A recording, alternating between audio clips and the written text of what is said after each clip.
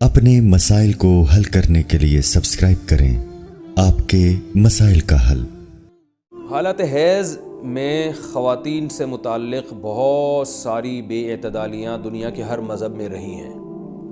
یہودی کیا کرتے تھے کہ حالت حیض میں عورت سے بالکل کنارہ کشی اختیار کر لیا کرتے تھے، اس کے قریب بھی نہ جانا، اور کھانا پینا بھی الگ اور جھوٹا بھی الگ۔ تو بعض مذاہب میں کوئی فرق ہی نہیں تھا کہ حالت حیض عورت پاکی کی ایام میں۔ تو جب اسلام دنیا میں آیا تو صحابہ کرام کو یقیناً یہ خیال پیدا ہوا کہ بھئی اب اسلام کے اس بارے میں کیا احکام ہیں کہ جب خواتین مینسز کی حالت میں ہوتی ہیں شادی شدہ، تو کیا ہم ان سے ہم بستری کر سکتے ہیں یا نہیں کر سکتے، کیا اس کے احکامات ہیں۔ تو اللہ نے صحابہ کے سوال کو اور پھر اپنے جواب کو قرآن مجید کا جز بنا کے نازل کر دیا۔ وَيَسْأَلُونَكَ، اور یہ لوگ آپ سے سوال کرتے ہیں عن المحیض، حیض کے بارے میں۔ تو حیض کے بارے میں سوال نہیں تھا، اصل میں سوال یہ تھا کہ حالت حیض میں زوجہ سے ہم بستری جائز ہے یا نہیں ہے۔ تو قرآن نے اس کی طرف اشارہ کر دیا۔ قل، اے نبی آپ ان سے کہہ دیجئے، ہوا اذن، اذن اصل میں تکلیف کو بھی کہتے ہیں، گندگی کو بھی کہتے ہیں۔ تو یہاں گندگی مراد ہے کہ وہ گندگی ہے۔ فَاعْتَزِلُوا النِّسَاءَ، لہذا عورتوں سے دور رہو، فی المحیض، حالت حیض میں۔ وَلَا تَقْرَبُوهُنَّ، اور ان کے قریب مت جاؤ، حَتَّى يَطْهُرْنَ، جب تک کہ یہ پاک نہ ہو جائیں۔ تو اس میں قرآن مجید نے جو لفظی ترجمہ ہے وہ قرآن کی آیتوں کا یہی ہے کہ ان سے کنارہ کشی اختیار کر لو، لیکن احادیث سے ہمیں پتہ چلتا ہے کہ یہاں کنارہ کشی اختیار کرنا یہ کنایا ہے ہم بستری کرنے سے، یعنی ان سے ہم بستری کرنا تمہارے لیے جائز نہیں ہے۔ کنارہ کشی سے وہ جو یہودی کر لیا کرتے تھے وہ مراد نہیں ہے یہاں پہ، اور اس کی تفصیل احادیث میں۔ تو قرآن نے چونکہ صاف لفظوں میں جماع کا ہم بستری کا ذکر نہیں کیا تو صرف کنایوں سے کام لیا ہے قرآن مجید نے۔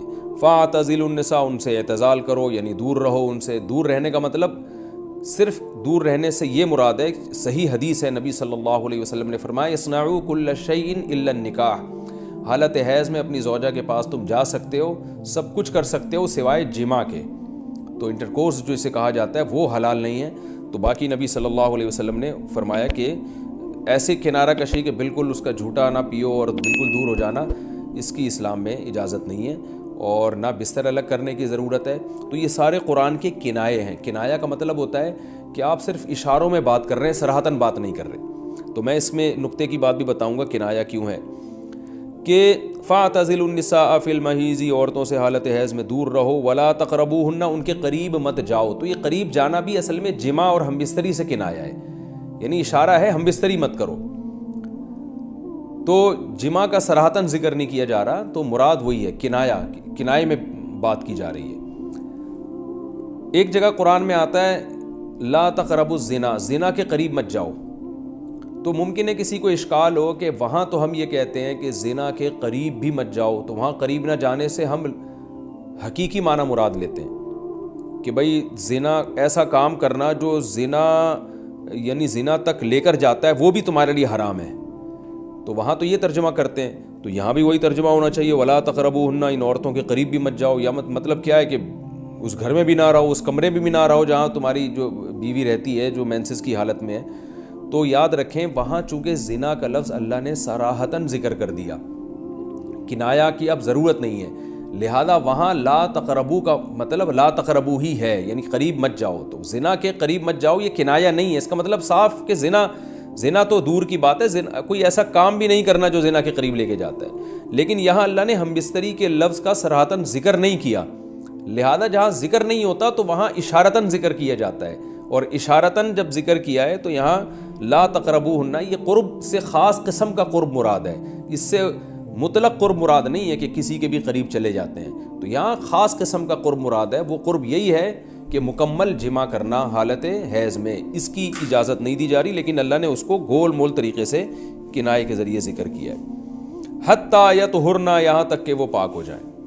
تو یہ جو میں نے بتایا کہ حالت حیض میں نبی صلی اللہ علیہ وسلم سے صحیح حدیث سے ثابت ہے، اور اس پر پوری امت کا اجماع ہے، اتنی واضح احادیث ہیں بخاری اور مسلم کی اس بارے میں کہ حالت حیض میں آپ بیوی کے قریب جا سکتے ہیں، اور حیا کے خلاف مسئلہ ہے، لیکن اب ایک بات آ گئی تو میں بتا دوں کہ اس کی تفصیل فقہاء نے بیان کی ہے کہ جو ناف سے لے کر گھٹنوں تک جسم پہ کوئی کپڑا ڈال دیا جائے اور پھر باقی زوجین ایک دوسرے سے جو ہے وہ ریلیشن قائم کر سکتے ہیں باقی باڈی کے ذریعے، لیکن یہ کہ جو مکمل جمع ہے وہ حلال نہیں ہے اور وہ سخت گناہ ہے۔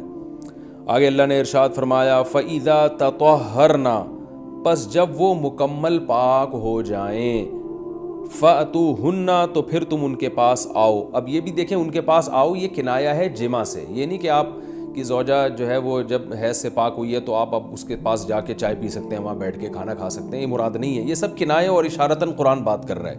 فَأْتُوهُنَّ، تو ان کے پاس آؤ، یعنی مطلب ان سے تم جمع کر سکتے ہو، جمع کرو ان سے، من حیث امرکم اللہ، ایسے جیسے اللہ نے حکم دیا ہے۔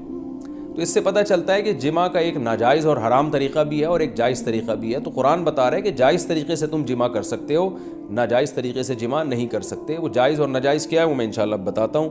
ان اللہ، بے شک اللہ تعالیٰ، یحب التوابین، توبہ کرنے والوں سے بھی محبت کرتا ہے، ویحب المتطہرین، اور تطہر جو ہے نا یاد رکھیں، دیکھیں یہاں دو لفظ استعمال ہوئے ہیں، ایک استعمال ہوا ہے طہورا یطہرو حتی یطہرنا، اس کا مطلب ہوتا ہے پاک ہو جانا، اور ایک ہوتا ہے تطہرنا، باب تکلف ہے، یعنی تھوڑا تکلف سے پاک ہونا، اہتمام کر کے۔